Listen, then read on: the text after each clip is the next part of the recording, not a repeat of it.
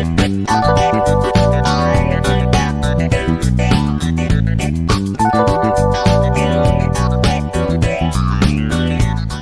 Sobat Kahap, apa kabar? Semoga semua yang saat ini lagi nonton, lagi gabung di podcast kita, semua dalam keadaan sehat walafiat ya. Amin. Rezekinya berkah barokah. Amin, amin ya rabbal alamin. Hari ini senang sekali, saya nggak sendiri, seperti biasa, dalam program Ngobras, Ngobrol Santai, karena di setiap momen punya cerita. Nah, siapakah yang akan bercerita menjadi tamu kita di studio Kahap Sidoarjo? Langsung aja yuk, Sobat Kahap, kita sapa. Sudah hadir di sampingku, dia adalah Rama. Halo Rama.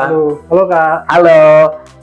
Kabar sehat, Ram? Sehat, alhamdulillah Kak. Halo Kak Helmi. Oh, luar biasa. Alhamdulillah. Pokoknya doa-doa baik ya untuk kita semua. Karena hari ini memang hari yang semangat banget. Kenapa saya bilang semangat? Aku bilang semangat begitu ya. Karena hari ini ada satu hal yang menarik. Dunia otomotif. Kenapa dunia otomotif? Karena kalau kita lihat kan selalu ada yang baru, betul ya? Suatu brand atau produk dari otomotif selalu akan juga melakukan pembaharuan, inovasi dong. Betul nggak, Ram? Nah, Ram ini juga salah satu otomotif enthusiast yang sangat tertarik sekali untuk berbincang akan hal tersebut. Nah, kalau menurut Rama sendiri, dunia otomotif saat ini seperti apa, Ram? Dunia otomotif sekarang itu Kak, udah berkembang pesat banget. Seperti apa pesatnya ini, Ram? Kakak tahu nggak? Ada teknologi AI atau Artificial Intelligence. Ya, I know. Biasanya kan itu ada di HP atau smartphone kita kan. Ya. Sekarang itu otomotif sama AI digabungkan. Oke. Sehingga kendaraan kita sekarang udah bisa berpikir sendiri. Oke, nggak perlu kita ya? Kita nggak perlu pikir. Berarti kalau AI kemudian dengan otomotif, kita nggak perlu mikir, berarti sistem kerjanya bagaimana dong? Apakah kemudian directnya dari kita atau bagaimana, Ram? Yang bisa dikatakan perpaduan kolaborasi dari AI dan dunia otomotif saat ini? Kita tahu kan, AI itu bisa berpikir, bisa mengambil keputusan. Ya. Dengan digabungkannya AI dengan otomotif, itu si AI bisa mengendalikan mobil kita dengan cara menginjak pedal rem, pedal gas, bahkan kemudi pun juga dikendalikan sama AI. Oke, jadi aku kira nggak hanya sekedar ini aja loh, kan biasa itu kalau kita lihat di program berita televisi itu kan ada presenternya, betul ya? Nah itu kan ada AI juga yang bekerja, ada robot begitu kan. Nah itu kemudian memang bisa kita lihat contoh ilustrasinya seperti itu. Nah kalau kendaraan seperti ini berarti kemudian tidak ada drivernya dong, Ram? Jadi AI di otomotif itu membantu kita untuk mengurangi tugas kita untuk mengemudi. Oh bukan berarti nggak sama sekali nggak mengemudi ya, berarti nggak harus tetap kita punya peran ya? Betul, kita masih punya peran untuk mengawasi si AI yang mengendalikan kendaraan tersebut. Jadi belum bisa sepenuhnya kita lepas. Iya. Tapi kedepannya dengan apa yang kita capai sekarang, ada kemungkinan untuk kita benar-benar melepas kendaraan supaya bisa jalan sendiri si AI dengan mobil itu. Jadi benar-benar 100% tanpa driver begitu ya? Betul banget. Sistem yang digunakan sistem apa ini, Ram?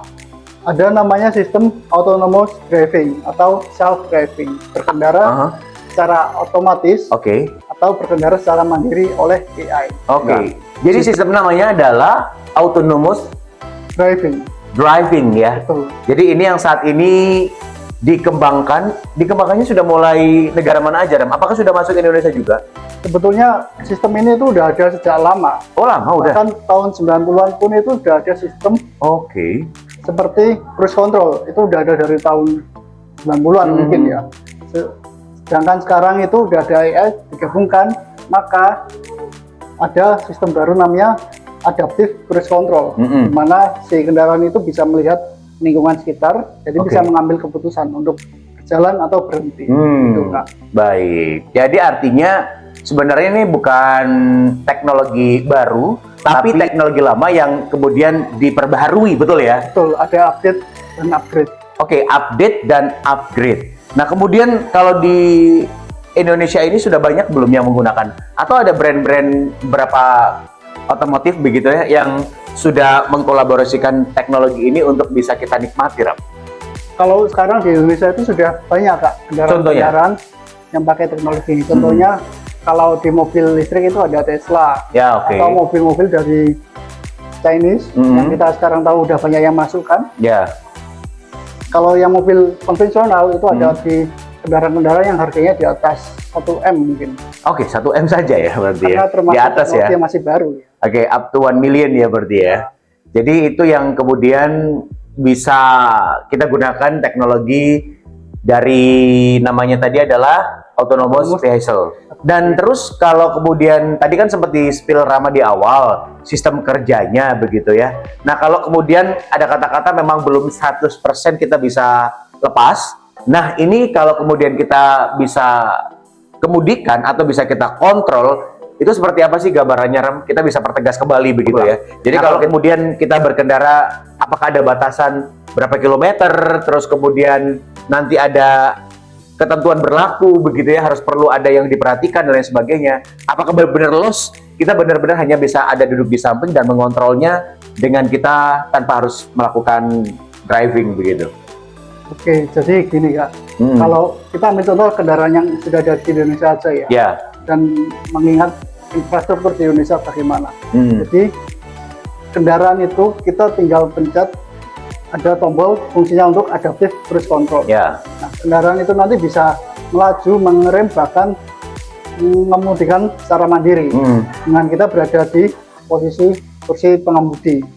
Dan tugas kita untuk mengawasi bagaimana AI tersebut bekerja. Baik. Berarti tetap kita harus ada di posisi driver ya? Betul, untuk sekarang kita masih perlu untuk mengawasi. Baik, jadi kita masih sifatnya mengawasi, juga mengontrol untuk sistemnya yang sedang bekerja begitu ya? Betul, kita Oke, berarti bukan kita ada di sampingnya atau di belakangnya gitu ya? Ya, kita perlu ada. Oke, ya jadi begitu sahabat Gahap ya. Jadi bukan kemudian kita berada di samping driver atau di belakang driver, nanti bahaya dong ya. Nanti kalau ada hal-hal yang tidak bisa dikendalikan oleh sistem tersebut, nanti malah jadi satu hal yang membahayakan, betul ya Ram ya?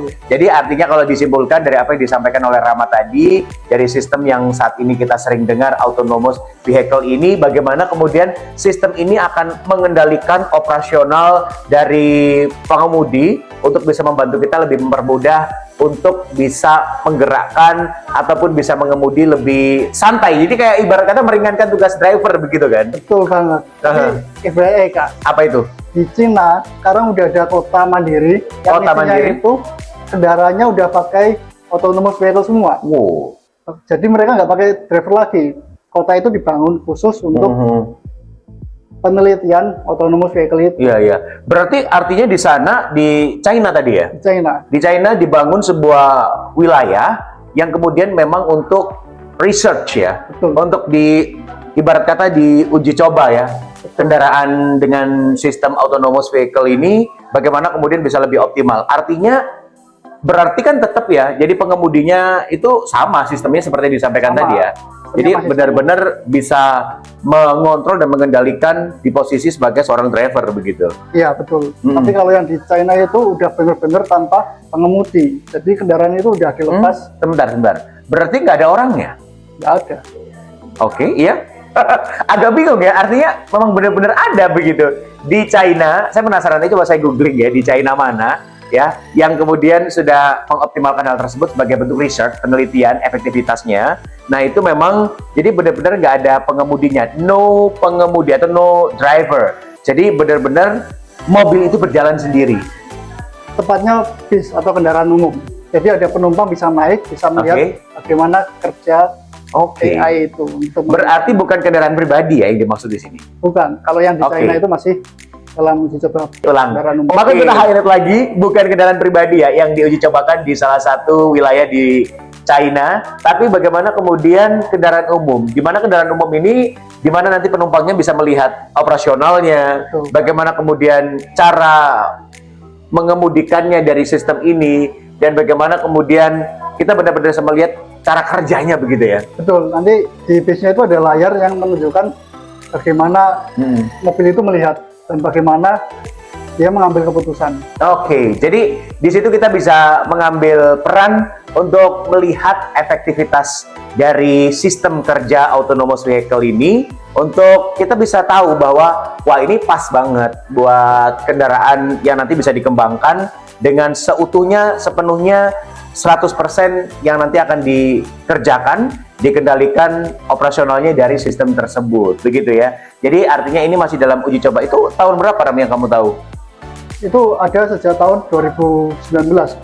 Pas sebelum corona ya? Iya, sebelum Oke. Ya, jadi sistem autonomous vehicle ini adalah satu inovasi, sebenarnya bukan benar-benar fresh from the oven, tapi adalah sistem yang terus diupdate, di-upgrade untuk bisa memenuhi kebutuhan dari kita semua yang saat ini merasa capek sekali kalau kemudian kita harus mengemudi dalam jangka waktu yang panjang, kilometer yang sangat cukup jauh, begitu ya. Cukup dan sangat jauh lebih tepatnya, maka itu yang kemudian akan mempermudah kita. Tapi saat ini dalam proses uji coba untuk nantinya memiliki sebuah komposisi kita benar-benar yang dimana nantinya adalah 10% kita hanya berperan mengawasi dan 90% bekerja, benar-benar ibarat kata zero mistake begitu ya, yang nanti akan dilakukan oleh sistem autonomous vehicle ini. Nah Ram, kalau kemudian kita melihat bahwa potensi, lihat dulu nih potensinya di mana, di Indonesia, itu menurut kamu dengan sumber daya manusia kita yang sangat unggul, kompetitif ini, begitu ya, menurut kamu apakah bisa diterima dan ini memiliki pangsa pasar yang potensial? Kalau di Indonesia sendiri itu, yang berat itu ada di infrastrukturnya. Kita tahu jalan-jalan di Indonesia itu masih banyak yang bisa dibilang pramulus lah, atau bahkan markanya masih ada yang masih samar-samar, atau bahkan ada yang nggak ada kan. Itu nanti yang menyulitkan bagaimana. Baik. Jadi untuk sekarang ini yang bisa dipakai masih di jalan tol atau di jalan protokol yang benar-benar kondisi markanya terlihat dengan jelas. Baik. Jadi memang tidak sekedar bisa begitu ya, bisa diproses untuk kemudian karena sudah menggunakan sistem autonomous vehicle, akhirnya bisa untuk diterabas semua tanpa ada aturan, jalannya nanti kalau bergelombang itu bisa tetap dilakukan, enggak ya, ternyata ada ketentuan berlaku, jadi jalannya harus ada markanya, harus mulus ya, terutama di jalan tol itu sangat disarankan, atau di jalan-jalan yang memang sudah menggunakan aspal kali ya kalau kita bilang orang Jawa ya, jadi nggak bisa. Maka artinya Indonesia saat ini juga memang potensial, tapi ya itu tadi ya Ram ya, perlu pembenahan infrastruktur, terutama jalan dan regulasi untuk penggunaan itu. Nah, satu, bagaimana infrastrukturnya harus benar-benar optimal untuk mendukung mobilitas dari kendaraan dengan sistem autonomous vehicle ini, dan yang kedua adalah regulasi terkait yang kemudian juga bisa masuk ke Indonesia. Apakah kemudian sudah sesuai atau belum begitu ya? Betul Kak. Karena regulasi itu penting. Untuk sekarang kan Indonesia masih menggunakan Undang-Undang Lalu Lintas dan Angkutan Jalan, karena itu masih merupakan hukum dari tahun 2009. Sedangkan dari 2009 sampai sekarang 2025 pasti ada banyak pembaruan teknologi, terutama di sektor otomotif itu.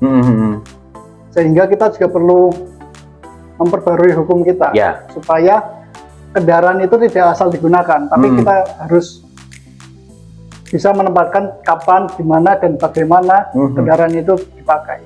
Nah Ram, kalau tadi ada dua hal yang perlu kita perhatikan, ada tambahan lagi nggak sih Ram untuk kita juga paham bahwa sistem autonomous vehicle ini juga akan dioptimalkan, bisa lebih tepatnya dioptimalkan di Indonesia. Apa yang perlu diperhatikan lagi Ram?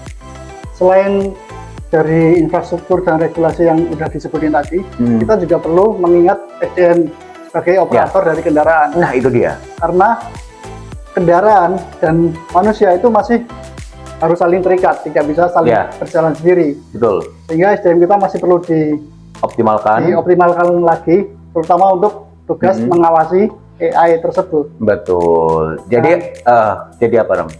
Jadi jangan sampai kita udah merasa keenakan, jadi kita lalai. Maka dari itu, dengan adanya tiga hal tersebut, saya yakin di mana sistem autonomous vehicle itu bisa dan mampu lebih tepatnya untuk bisa menjadi sistem yang kita gunakan dalam berkendara, betul ya? Betul. Karena ya kembali lagi pada 3 poin tersebut, SDM-nya harus siap, kemudian infrastrukturnya juga harus siap, regulasinya harus jelas. Karena dengan itu saya yakin berkendara tidak akan pernah capek lagi, berkendara tinggal hanya mengontrol, bukan mengendalikan sepenuhnya. Maka dari itu kembali kepada kesiapan kita. Karena Indonesia butuh kesiapan, bukan hanya butuh wacana. Betul? Maka dari itu kita akan ketemu lagi nanti di lain kesempatan, Sobat Tahap. Terima kasih Rama. Terima kasih Kak Ilmi. Ya, Terima ini kasih. juga hal-hal baru untuk kita semua mengetahui sistem kendaraan otomotif berbasis digital ya dengan sistem autonomous vehicle ini. Semoga bisa menjadi referensi Anda Sobat Kahap untuk bisa berkendara yang nantinya entah tahun berapa begitu ya, lebih cepat lebih baik